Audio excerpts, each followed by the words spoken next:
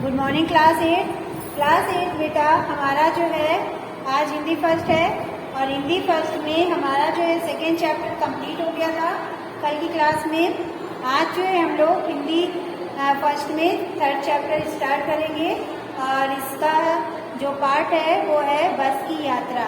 ठीक है, तो आज हम जो है पाठ चर्चा पढ़ेंगे बस की यात्रा। तो बेटा बस की जो यात्रा है उसमें जो लेखक हैं उनका नाम है हरिशंकर परसाई। ठीक है, हरिशंकर परसाई। तो इसके लेखक हैं हरिशंकर परसाई। इनका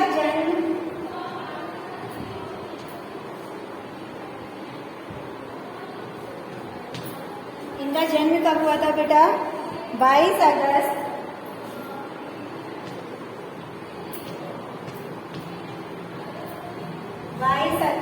1924 में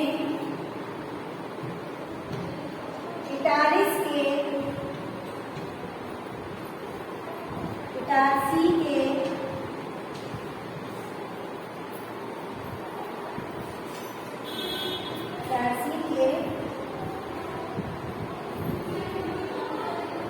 पास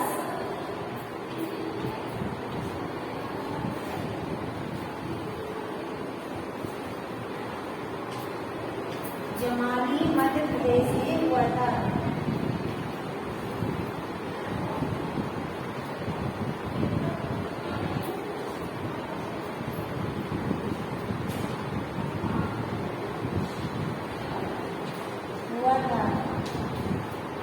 ठीक है, और इनकी मृत्यु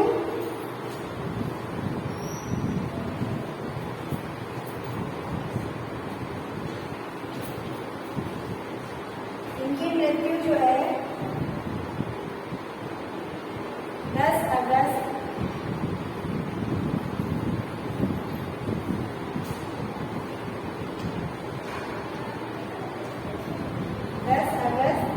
1995 में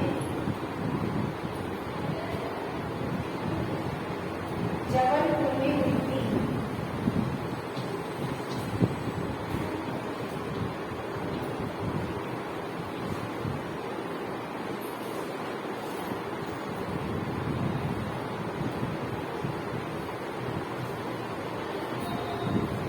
ठीक है बेटा, तो ये जो लेखक हैं इनका ये है और इनको जो है प्रसिद्धि जो है एक व्यंग्यकार के रूप में मिली है।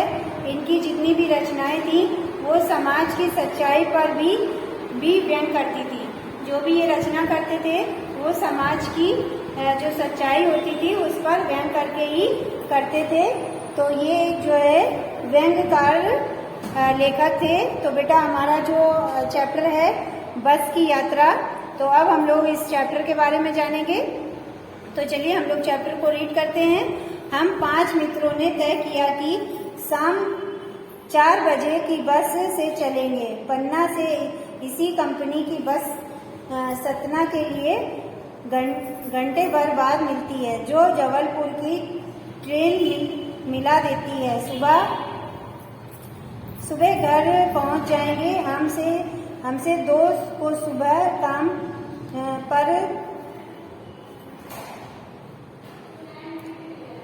पर हाजिर होना था, इसलिए वापसी का यही रास्ता अपनाना जरूरी था। लोगों ने सलाह दी कि समझदार आदमी इस शाम वाली बस का सफर नहीं करते। क्या रास्ते में डाकू मिलते हैं? नहीं, बस डाकनी है। बस को देखा तो श्रद्धा उमड़ पड़ी। खूब वयोवृद्ध थी, सदियों के अनुभव के निशान लिए हुए थी। लोग इसलिए इससे सफर नहीं करना चाहते कि वृद्धावस्था में इसे कष्ट होगा। यह बस पूजा के योग्य थी, उस पर सवार कैसे हुआ जा सकता है? बस कंपनी के एक हिस्सेदार भी उसी बस से जा रहे थे। हमने उनसे पूछा, यह बस चलती है? वह बोले, चलती क्यों नहीं है जी, अभी चलेगी। हमने कहा, वही तो हम देखना चाहते हैं। आपने अपने आप चलेगी या यह? हाँ जी, और कैसे चलेगी? गजब हो गया, ऐसी बस अपने आप चलती है। हम आगा पीछा करने लगे। डॉक्टर मित्र ने कहा, डरो मत, चलो, बस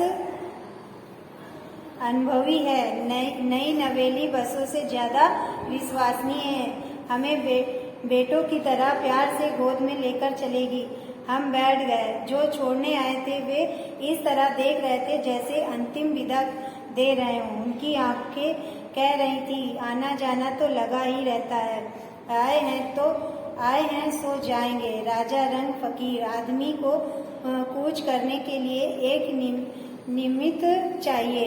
इंजन सचमुच स्टार्ट हो गया, ऐसा जैसे सारी बस ही इंजन है और हम इंजन के भीतर बैठे हैं। कांच बहुत कम बचे थे, जो बचे थे उनसे हमें बचना था। हम फौरन खिड़की से दूर सरक गए। इंजन चल रहा था, हमें लग रहा था कि हमारी सीट के नीचे इंजन है। बस सचमुच चल पड़ी और हमें लगा कि ये गांधी जी के असहयोग और सविनय अवज्ञा आंदोलन के वक्त अवश्य जवान रही होगी।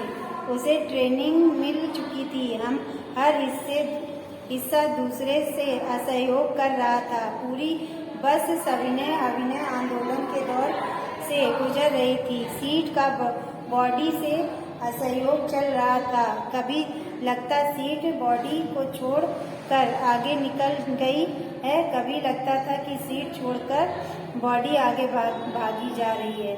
8-10 मील चलने पर सारे भेदभाव मिट गए। यह समझ में आता था कि सीट पर हम बैठे हैं या सीट हम पर बैठी है। एकाएक बस रुक गई। मालूम हुआ कि पेट्रोल की टंकी में छेद हो गया। ड्राइवर ने बाल्टी में पेट्रोल निकालकर उसे बगल में रखा और नली डालकर इंजन में भेजने लगा। अब मैं उम्मीद कर रहा था कि थोड़ी देर बाद बस कंपनी के हिस्सेदार इंजन को निकालकर गोद में रख लेंगे और उसे नली से पेट्रोल पिलाएंगे, जैसे माँ बच्चों के मुंह में दूध की शीशी लगाती है। बस की रफ्तार अब 15-20 मील हो गई थी। मुझे उसके किसी हिस्से पर भरोसा नहीं था। ब्रेक फेल हो सकता है, सीट रेलिंग टूट सकती है। प्रकृति के दृश्य बहुत लुभावने थे। दोनों तरफ हरे भरे पेड़ थे जिन पर पक्षी बैठे थे। मैं हर पेड़ को अपनी दुश्मन समझ रहा था। जो भी पेड़ आता डर लगता था, इससे बस टकराएगी। वह निकल जाता तो दूसरे पेड़ का इंतजार करता। झील दिखती तो सोचता कि इसमें बस गोता लगा जाएगी। एकाएक फिर बस रुकी। ड्राइवर ने तरह तरह के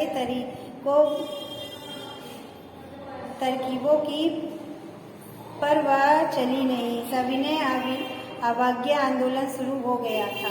कंपनी के हिस्सेदार कह रहे थे, बस तो फर्स्ट क्लास है जी। यह तो इत्तेफाक की बात है। छीड़ चांदनी में वृक्षों की छाया के नीचे वह बस बड़ी दयनीय लग रही थी। लगता था जैसे कोई वृद्धा थक कर बैठा गई हो। हमें ग्लानि हो रही थी कि बेचारी पर लदकर हम चले आ रहे हैं। अगर इसका प्राणात हो गया तो इस बियाबान में हमें इसकी अंत्येष्टि करनी पड़ेगी। हिस्सेदार साहब ने इंजन खोला और कुछ सुधारा। बस आगे चली। उसकी चाल और कम हो गई थी। धीरे धीरे वृद्धा की आंखों की ज्योति जाने लगी थी। चांदनी में रास्ता टटोल कर वह रंगों रेख रही थी।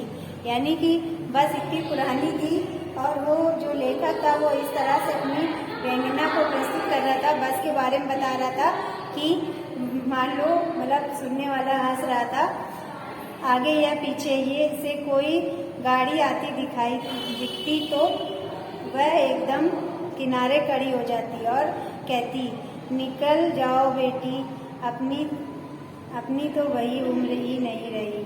एक पुलिया के ऊपर पहुंचते ही थे कि एक टायर फिस करके बैठ गया। वह बहुत जोर से हिल कर थम गई। अगर सीट में होती तो उछल कर नाले में गिर जाती। मैंने उस कंपनी के हिस्सेदार की तरफ पहली बार श्रद्धा भाव से देखा।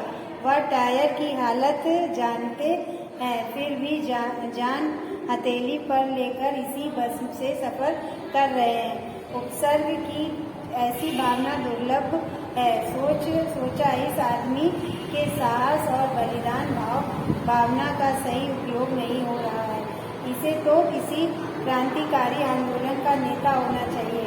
अगर बस नाले में गिर पड़ती और हम सब मर जाते तो देवता बाहे पसारे उसका इंतजार करते, कहते वह महान आदमी आ रहा है जिसने एक टायर के लिए प्राण दे दिए।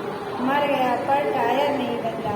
दूसरा घिसा टायर लगाकर बस फिर चल पड़ी।